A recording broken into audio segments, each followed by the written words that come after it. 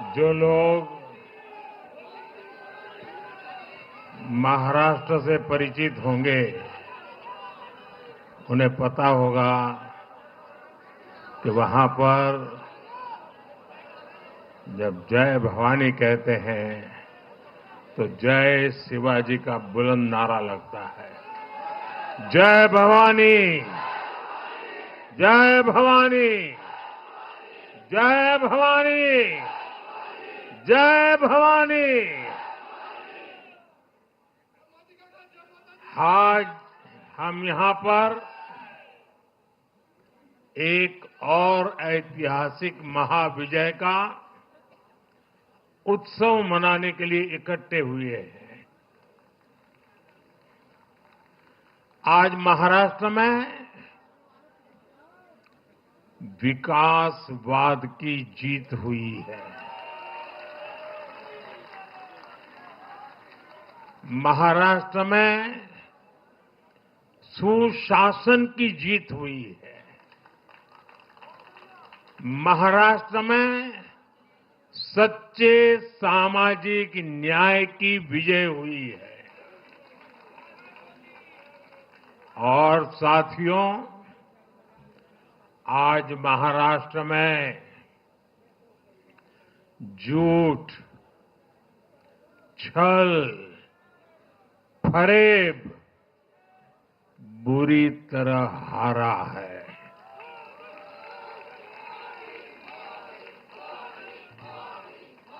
विभाजनकारी ताकतें हारी है। आज नेगेटिव पॉलिटिक्स की पराजय हुई है। आज परिवारवाद की हार हुई है। आज महाराष्ट्र ने विकसित भारत के संकल्प को और मजबूत किया है। मैं देश भर के भाजपा के, एनडीए के सभी कार्यकर्ताओं को बहुत बहुत बधाई देता हूं, उन सबका अभिनंदन करता हूं।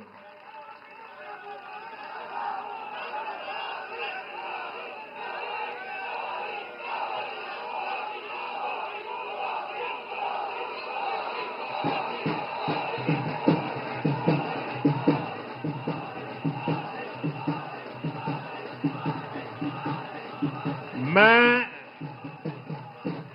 श्री एकनाथ शिंदे जी,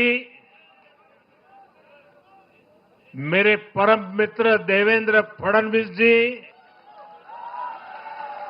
भाई अजीत पवार जी, उन सब की भी भूरी भूरी प्रशंसा करता हूं।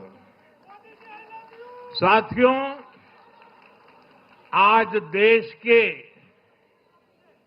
अनेक राज्यों में उपचुनावों के भी नतीजे आए हैं। नड्डा जी ने विस्तार से बताया है, इसलिए मैं विस्तार में नहीं जा रहा हूं। लोकसभा की भी हमारी एक सीट और बढ़ गई है।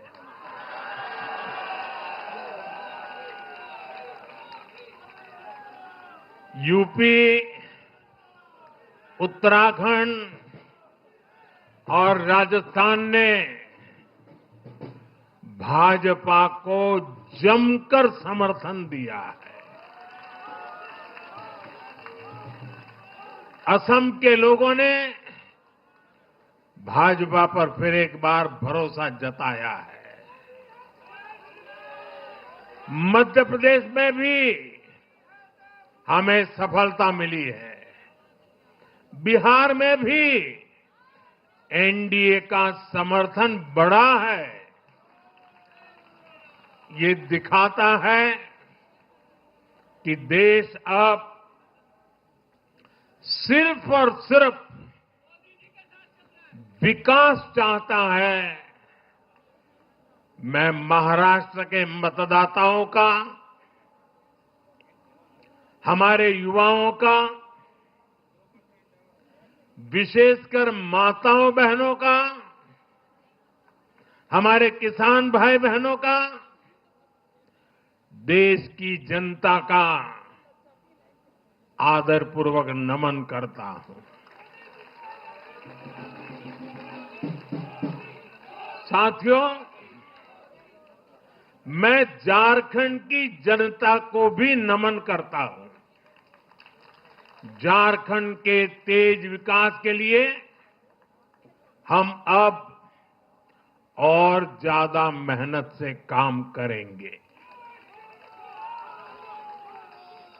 और इसमें भाजपा का एक एक कार्यकर्ता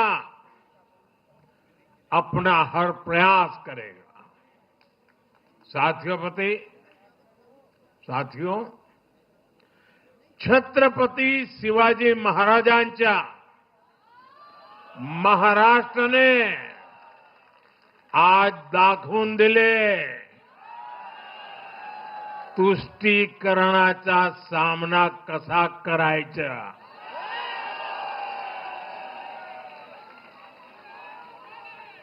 छत्रपती शिवाजी महाराज, शाहूजी महाराज, महात्मा फुले, सावित्रीबाई फुले, बाबा साहब आंबेडकर, वीर सावरकर, बाला साहब ठाकरे, ऐसे महान व्यक्तित्वों की धरती ने इस बार पुराने सारे रिकॉर्ड तोड़ दिए।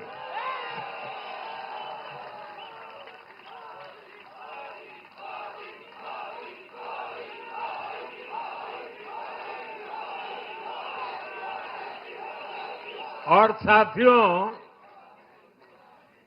बीते 50 साल में किसी भी पार्टी या किसी भी प्री पोल अलायंस के लिए ये सबसे बड़ी जीत है। 50 साल के बाद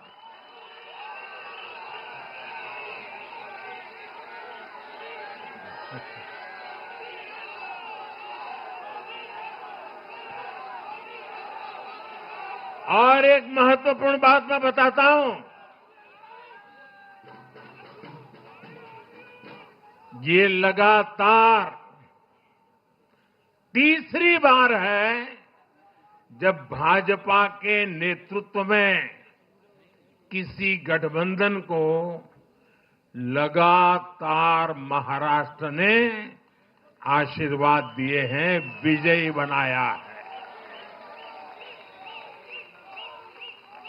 और ये लगातार तीसरी बार है जब भाजपा महाराष्ट्र में सबसे बड़ी पार्टी बनकर उभरी है।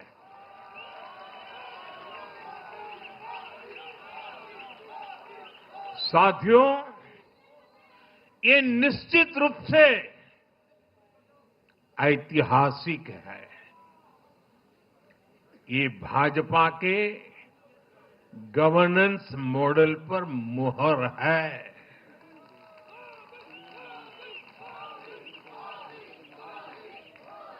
अकेले भाजपा को ही कांग्रेस और उसके सभी सहयोगियों से कहीं अधिक सीटें महाराष्ट्र के लोगों ने दी है।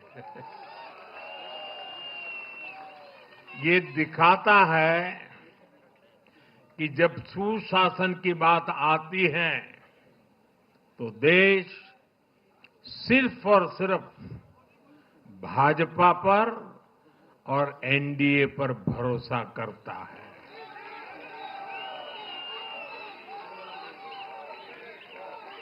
साथियों, एक और बात है जो आपको और खुश कर देगी। महाराष्ट्र देश का छठा राज्य है जिसने भाजपा को लगातार 3 बार जनादेश दिया है।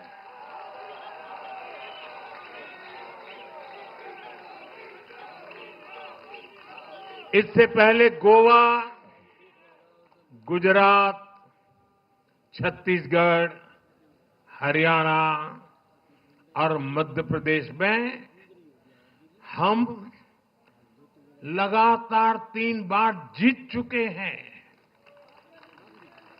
और बिहार में भी एनडीए को 3 बार से ज्यादा बार लगातार जनादेश मिला है और 60 साल के बाद आपने मुझे तीसरी बार मौका दिया, ये तो है ही है।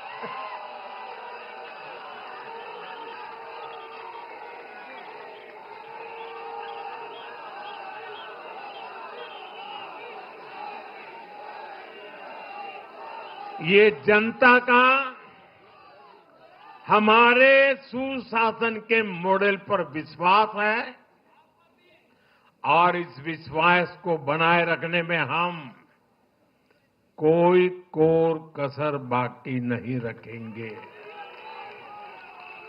साथियों, मैं आज महाराष्ट्र की जनता जनार्दन का विशेष अभिनंदन करना चाहता हूं। लगातार तीसरी बार स्थिरता को चुनना, ये महाराष्ट्र के लोगों की सूझबूझ को दिखाता है। हां, बीच में जैसा अभी नड्डा जी ने विस्तार से कहा था, कुछ लोगों ने धोखा करके अस्थिरता पैदा करने की कोशिश की, लेकिन महाराष्ट्र ने उनको नकार दिया है और उस पाप की सजा मौका मिलते ही दे दी है।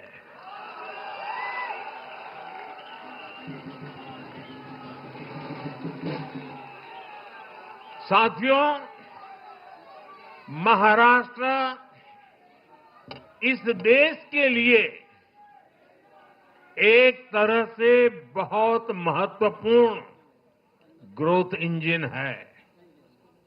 इसलिए महाराष्ट्र के लोगों ने जो जनादेश दिया है, वो विकसित भारत के लिए बहुत बड़ा आधार बनेगा। वो विकसित भारत के संकल्प की सिद्धि का आधार बनेगा। साथियों, हरियाणा के बाद महाराष्ट्र के चुनाव का भी सबसे बड़ा संदेश है एकजुटता। एक है तो एक है तो एक है तो ये आज देश का महामंत्र बन चुका है। कांग्रेस और उसको इकोसिस्टम, उन्होंने सोचा था कि संविधान के नाम पर झूठ बोलकर, आरक्षण के नाम पर झूठ बोलकर एससी, एसटी, ओबीसी को छोटे छोटे समूह में बांट देंगे। वो सोचते थे सब बिखर जाएंगे।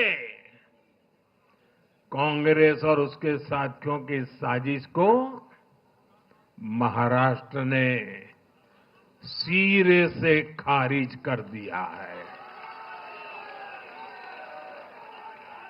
महाराष्ट्र ने डंके की चोट पर कहा है, एक है तो एक है तो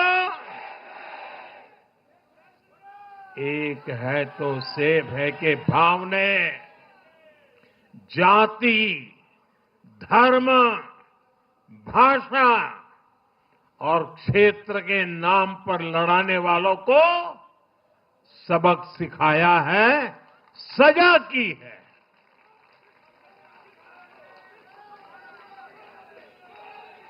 आदिवासी भाई बहनों ने भी भाजपा एनडीए को वोट दिया। ओबीसी भाई बहनों ने भी भाजपा एनडीए को वोट दिया। मेरे दलित भाई बहनों ने भी भाजपा एनडीए को वोट दिया। समाज के हर वर्ग ने भाजपा एनडीए को वोट दिया। ये कांग्रेस और इंडी गठबंधन के उस पूरे इकोसिस्टम की सोच पर करारा प्रहार है, जो समाज को बांटने का एजेंडा चला रहे थे। साथियों, महाराष्ट्र ने एनडीए को इसलिए भी प्रचंड जनादेश दिया है क्योंकि हम विकास और विरासत दोनों को साथ लेकर चलते हैं। महाराष्ट्र की धरती पर इतनी विभूतियां जन्मी है। बीजेपी और मेरे लिए छत्रपति शिवाजी महाराज आराध्य पुरुष है।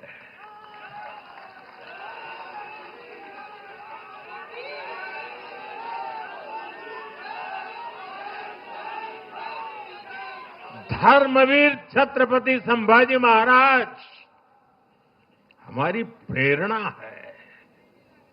हमने हमेशा बाबा साहब आंबेडकर, महात्मा फूले, सावित्रीबाई फूले, इनके सामाजिक न्याय के विचार को माना है।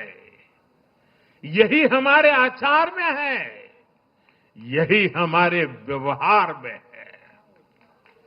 साथियों, लोगों ने मराठी भाषा के प्रति भी हमारा प्रेम देखा है।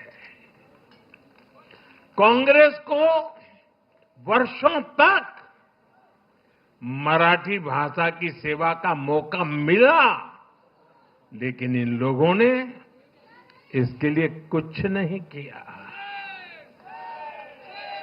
हमारी सरकार ने मराठी को क्लासिकल लैंग्वेज का दर्जा दिया। मातृभाषा का सम्मान, संस्कृतियों का सम्मान और इतिहास का सम्मान हमारे संस्कार में है, हमारे स्वभाव में है।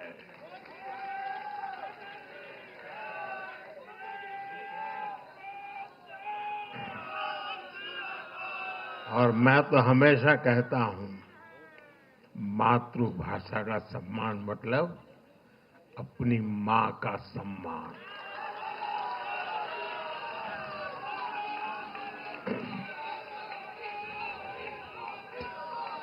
और इसलिए मैंने विकसित भारत के निर्माण के लिए लाल किले की प्राचीर से पंच प्राणों की बात की।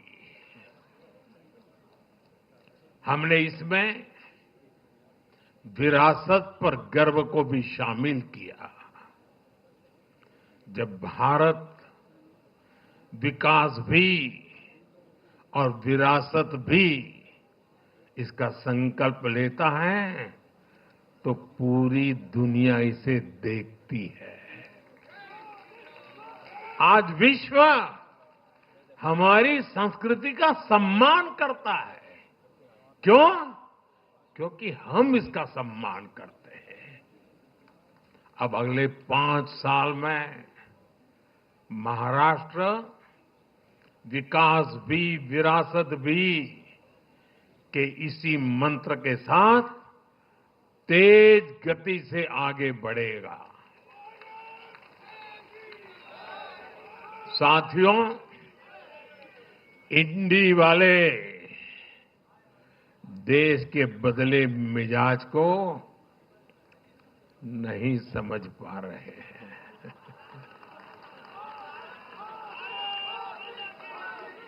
ये लोग सच्चाई को स्वीकार करना ही नहीं चाहते। ये लोग आज भी भारत के सामान्य वोटर के विवेक को कम करके आंकते हैं। देश का वोटर, देश का मतदाता अस्थिरता नहीं चाहता। देश का वोटर नेशन फर्स्ट की भावना के साथ है। जो कुर्सी फर्स्ट का सपना देखते हैं, उन्हें देश का वोटर पसंद नहीं करता। साथियों, देश के हर राज्य का वोटर दूसरे राज्यों की सरकारों का आकलन भी करता है। वो देखता है कि जो एक राज्य में बड़े बड़े प्रॉमिस करते हैं, उनकी परफॉर्मेंस दूसरे राज्य में कैसी है। महाराष्ट्र की जनता ने भी देखा कि कर्नाटका, तेलंगाना और हिमाचल में कांग्रेस सरकारें कैसे जनता से विश्वासघात कर रही है। ये आपको पंजाब में भी देखने को मिलेगा।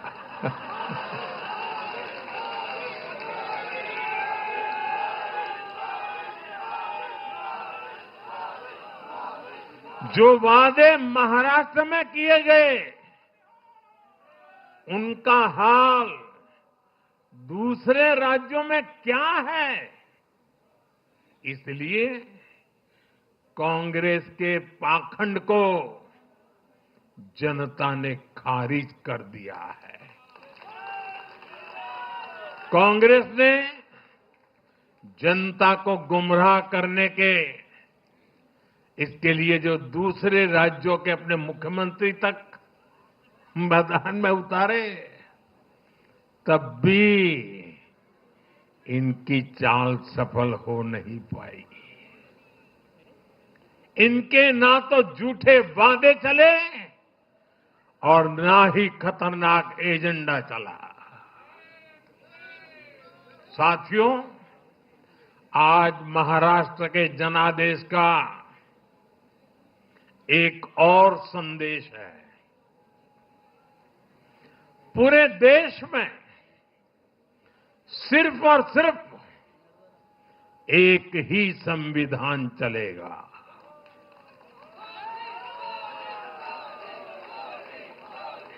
वो संविधान है बाबा साहब आम्बेडकर का संविधान, भारत का संविधान।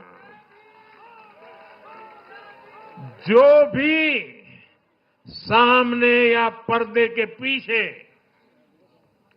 देश में दो संविधान की बात करेगा, उसको देश पूरी तरह से नकार देगा। कांग्रेस और उसके साथियों ने जम्मू कश्मीर में फिर से आर्टिकल 370 की दीवार बनाने का प्रयास किया।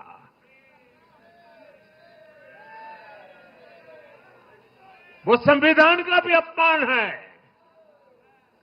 महाराष्ट्र ने उनको साफ साफ बता दिया कि ये नहीं चलेगा। अब दुनिया की कोई भी ताकत, और मैं कांग्रेस वालों को कहता हूं, कान खोल के सुन लो,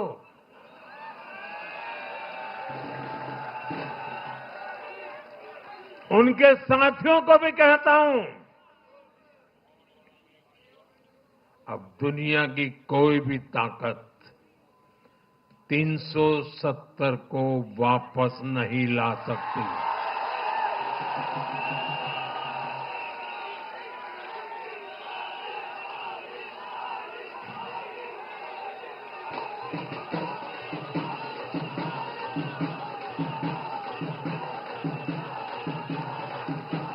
साथियों, महाराष्ट्र के इस चुनाव ने इंडी वालों का या गाड़ी वालों का दो मुहा चेहरा भी देश के सामने खोल करके रख दिया है। हम सब जानते हैं बाला साहब ठाकरे का इस देश के लिए, समाज के लिए बहुत बड़ा योगदान रहा है। कांग्रेस ने सत्ता के लालच में उनकी पार्टी के एक धड़े को साथ में तो ले लिया, तस्वीरें भी निकाल दी, लेकिन कांग्रेस का कोई नेता बाला साहब ठाकरे की नीतियों की कभी भी प्रशंसा नहीं कर सकती। और इसलिए मैंने अघाड़ी में कांग्रेस के साथी दलों को चुनौती दी थी कि वो कांग्रेस से बाला साहब ठाकरे की नीतियों की तारीफ में कुछ शब्द जरा बुलवा करके दिखाएं। आज तक वो ये नहीं कर पाए हैं। मैंने दूसरी चुनौती वीर सावरकर जी को लेकर के दी थी। कांग्रेस के नेतृत्व ने लगातार पूरे देश में वीर सावरकर का अपमान किया है, उन्हें गालियां दी है। महाराष्ट्र में वोट पाने के लिए इन लोगों ने टेम्पररी वीर सावरकर जी को जरा टेम्पररी गाली देना उन्होंने बंद किया है। लेकिन वीर सावरकर के तप त्याग के लिए उनके मुंह से एक बार भी सत्य नहीं निकला, और यही इनका दो मुहापन है। ये दिखाता है कि उनकी बातों में कोई दम नहीं है। उनका मकसद सिर्फ और सिर्फ वीर सावरकर को बदनाम करना है। साथियों, भारत की राजनीति में अब कांग्रेस पार्टी परजीवी बनकर रह गई है।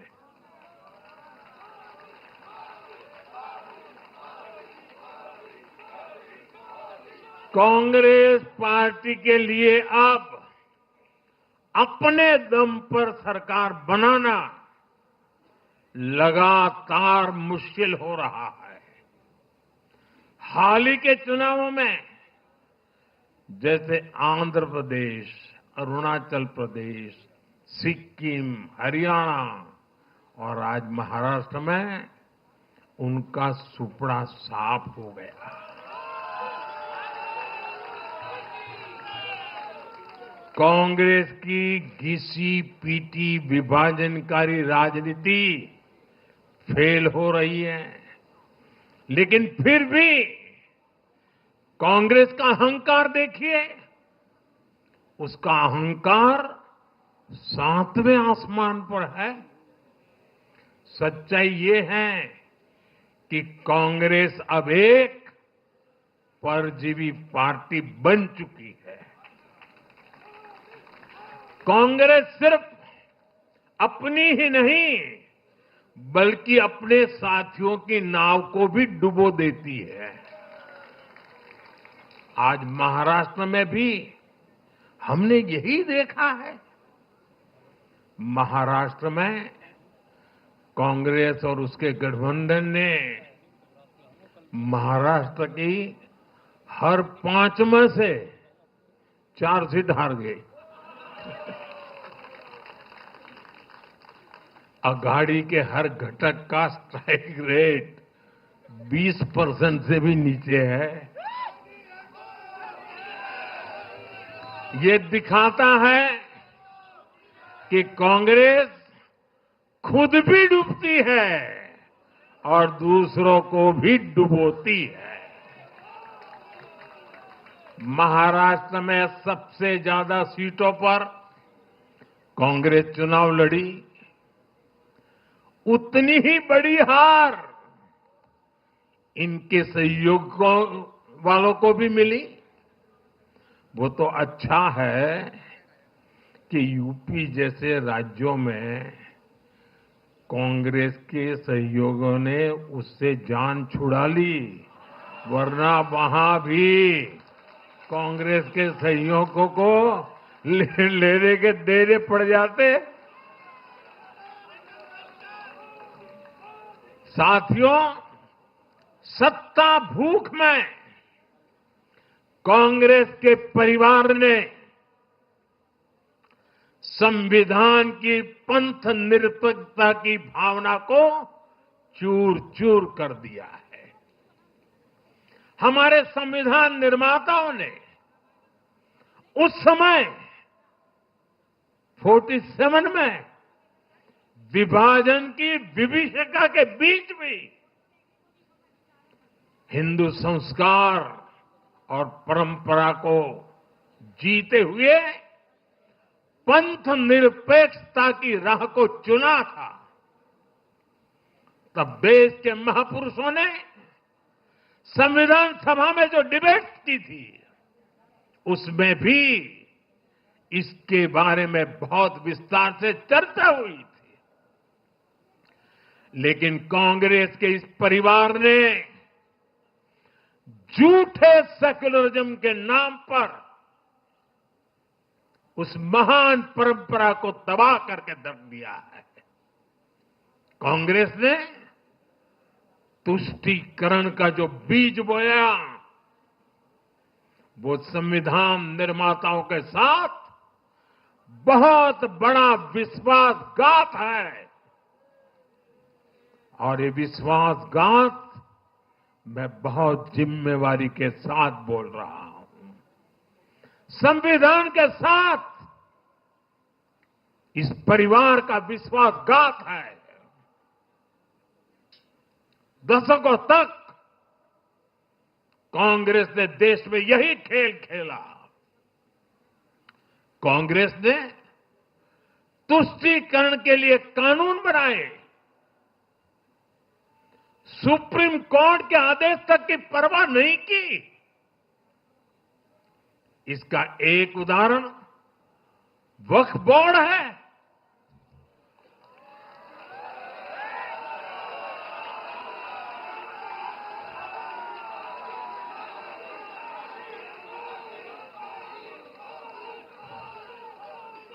दिल्ली के लोग तो चौंक जाएंगे।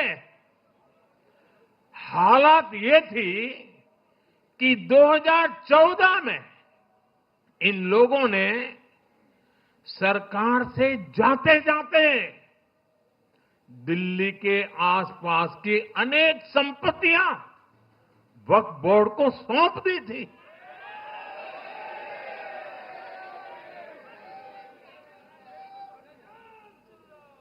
बाबा साहब आंबेडकर जी ने जो संविधान हमें दिया है ना, जिस संविधान की रक्षा के लिए हम प्रतिबद्ध है, संविधान में वक्फ कानून का कोई स्थान ही नहीं है।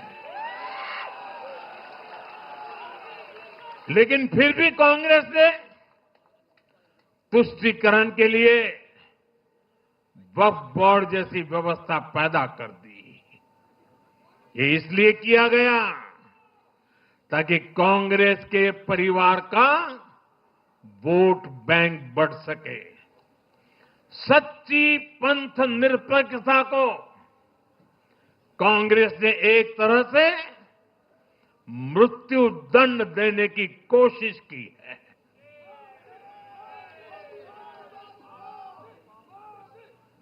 साथियों, कांग्रेस के शाही परिवार की सत्ता भूख इतनी विकृति हो गई है कि उन्होंने सामाजिक न्याय की भावना को भी चूर चूर कर दिया है। एक समय था जब कांग्रेस के नेता इंदिरा जी समेत खुद जात पात के खिलाफ बोलते थे,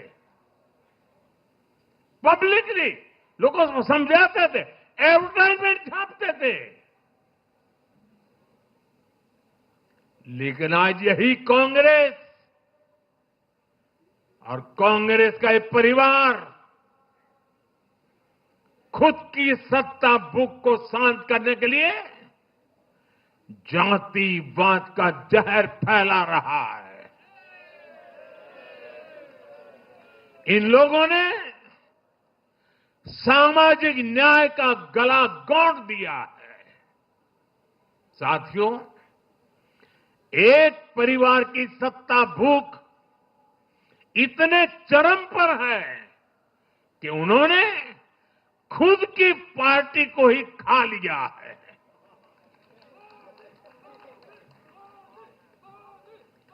देश के अलग अलग भागों में कई पुराने जमाने के कांग्रेस कार्यकर्ता हैं, पुरानी पीढ़ी के लोग हैं जो अपने जमाने की कांग्रेस को ढूंढ रहे हैं। लेकिन आज की कांग्रेस के विचार से, व्यवहार से, आदत से उनको ये साफ पता चल रहा है कि ये वो कांग्रेस नहीं है। इसलिए कांग्रेस में आंतरिक रूप से असंतोष बहुत ज्यादा बढ़ रहा है। उनकी आरती उतारने वाले भले आज इन खबरों को दबा के रखे, लेकिन भीतर आग बहुत बड़ी है। असंतोष की ज्वाला भड़क चुकी है।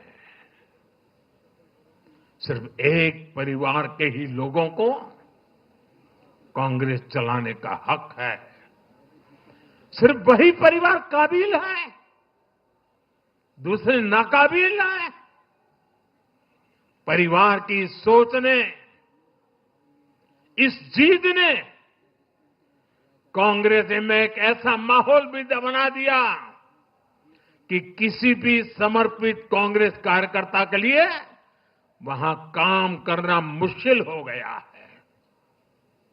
आप सोचिए, कांग्रेस पार्टी की प्राथमिकता आज सिर्फ और सिर्फ परिवार है। देश की जनता उनकी प्राथमिकता नहीं है। और जिस पार्टी की प्राथमिकता जनता न हो, वो लोकतंत्र के लिए बहुत ही नुकसानदायी होती है। साथियों, कांग्रेस का परिवार सत्ता के बिना जी नहीं सकता। चुनाव जीतने के लिए लोग कुछ भी कर सकते हैं। दक्षिण में जाकर उत्तर को गाली देना, उत्तर में जाकर के दक्षिण को गाली देना और विदेश में जाकर देश को गाली देना।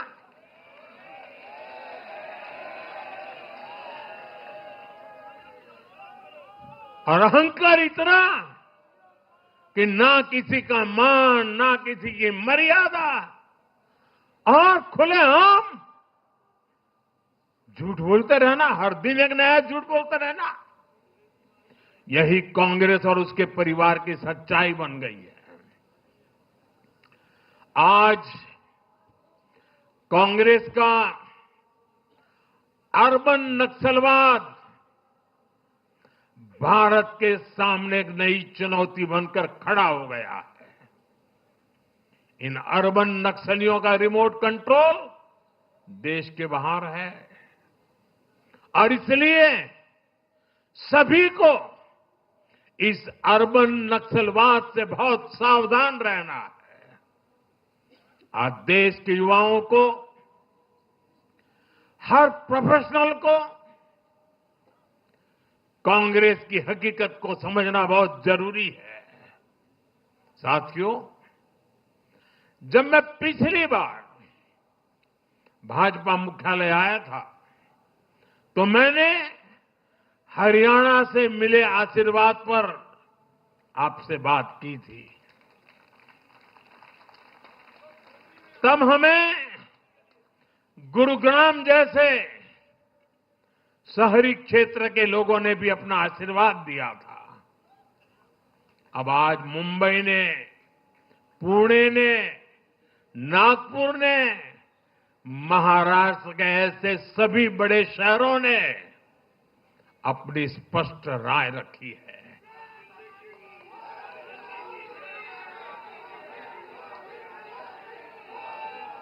शहरी क्षेत्रों के गरीब हो, शहरी क्षेत्रों के मिडिल क्लास हो, हर किसी ने भाजपा का समर्थन किया है और एक स्पष्ट संदेश दिया है। यह संदेश है आधुनिक भारत का, विश्व स्तरीय शहरों का। हमारे महानगरों ने विकास को चुना है, आधुनिक इंफ्रास्ट्रक्चर को चुना है और सबसे बड़ी बात, उन्होंने विकास में रोड़े अटकाने वाली राजनीति को नकार दिया है। आज बीजेपी हमारे शहरों में ग्लोबल स्टैंडर्ड के इंफ्रास्ट्रक्चर बनाने के लिए लगातार काम कर रही है। चाहे मेट्रो नेटवर्क का विस्तार हो, आधुनिक इलेक्ट्रिक बसें हो, कोस्टल रोड और समृद्धि महामार्ग जैसे शानदार प्रोजेक्ट हो, एयरपोर्ट्स का आधुनिकीकरण हो, शहरों को स्वच्छ बनाने की मुहिम हो, इन सभी पर बीजेपी का बहुत ज्यादा जोर है। आज का शहरी भारत ईज ऑफ लिविंग चाहता है और इन सब के लिए उसका भरोसा बीजेपी पर है, एनडीए पर है। साथियों, आज बीजेपी देश के युवाओं को नए नए सेक्टर्स में अवसर देने का प्रयास कर रही है। हमारी नई पीढ़ी इनोवेशन और स्टार्टअप के लिए माहौल चाहती है। बीजेपी से ध्यान में रखकर नीतियां बना रही है, निर्णय ले रही है। हमारा मानना है कि भारत के शहर विकास के इंजन है। शहरी विकास से गांवों को भी ताकत मिलती है। आधुनिक शहर नए अवसर पैदा करते हैं। हमारा लक्ष्य है कि हमारे शहर दुनिया के सर्वश्रेष्ठ शहरों की श्रेणी में आए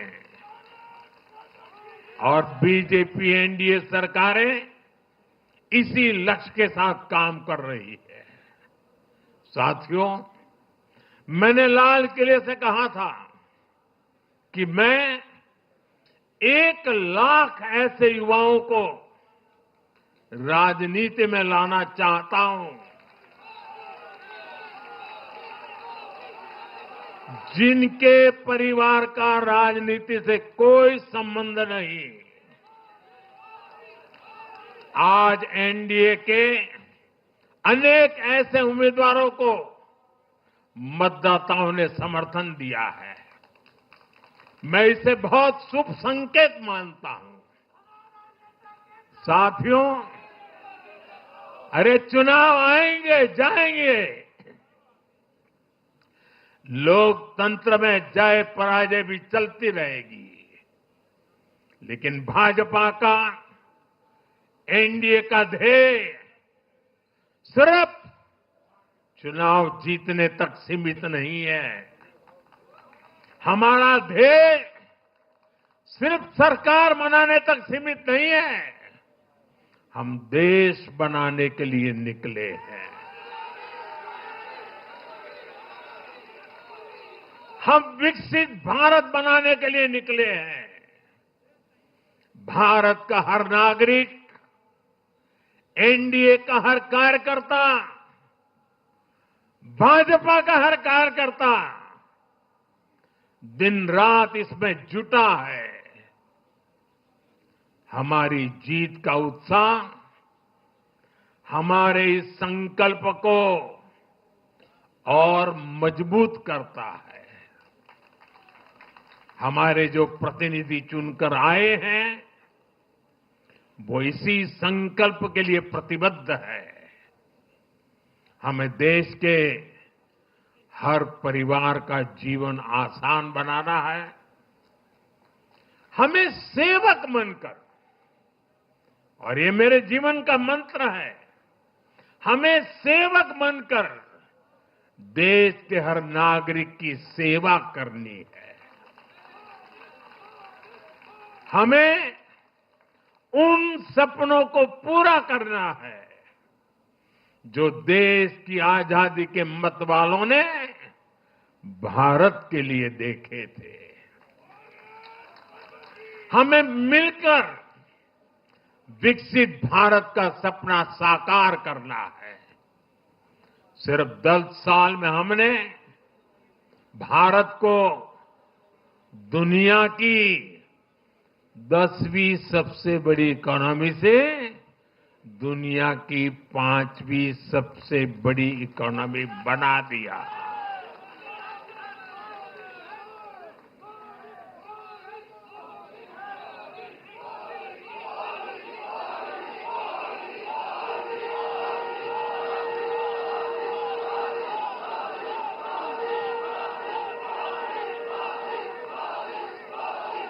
किसी को भी लगता, अरे मोदी जी 10 में से 5 पर पहुंच गए, अब तो बैठो आराम से।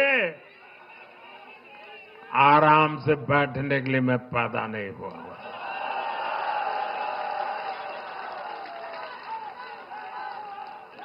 वो दिन दूर नहीं जब भारत दुनिया की तीसरी सबसे बड़ी अर्थव्यवस्था बन के रहेगा।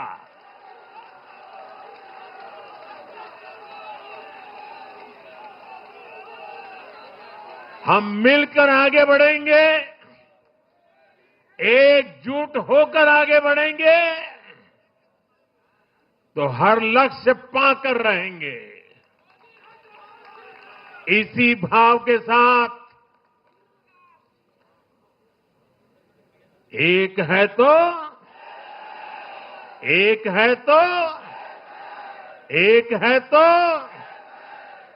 मैं एक बार फिर आप सभी को बहुत बहुत बधाई देता हूं, देशवासियों को बधाई देता हूं, महाराष्ट्र के लोगों को विशेष बधाई देता हूं। मेरे साथ बोलिए, भारत माता की, भारत माता की, भारत माता की, भारत माता की, भारत माता की।